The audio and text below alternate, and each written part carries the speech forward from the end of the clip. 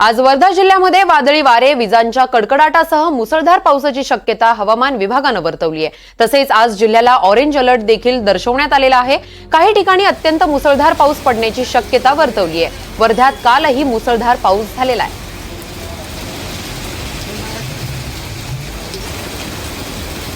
या संदर्भात अधिकची माहिती देत आहेत आमचे वर्ध्याचे प्रतिनिधी निलेश बंगाले।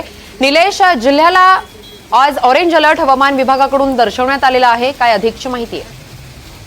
नक्कीच किरण, आपण जर बघितलं तर काल आणि आज 2 दिवस वर्धा जिल्ह्याला ऑरेंज अलर्ट देण्यात आलेला होता। सतर्कतेचा इशाराही देण्यात आलेला होता। त्या अनुषंगाने काल शुक्रवारी अत्यंत मोठ्या प्रमाणात पावसाची हजेरी जी आहे वर्धा जिल्ह्यात झाली होती। यामध्ये एकूण 48 महसूल मंडळामध्ये 13.9 मिलीमीटर पावसाची नोंद जी आहे काल करण्यात आली होती।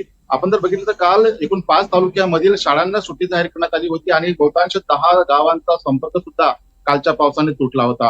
आणि या सर्व परिस्थितीची पाहणी जी आहे जिल्हाधिकारी राहुल कर्डिले यांनी स्वतः रस्त्यावर उतरून जी आहे ही पाहणी केली होती। त्या अनुषंगाने आज सुद्धा 20 तारखेला आज सुद्धा वर्धेला ऑरेंज अलर्ट देण्यात आलेला आहे आणि सकाळपासून पावसाची हजेरी जी आहे वर्ध्यात सुरू झालेली आहे।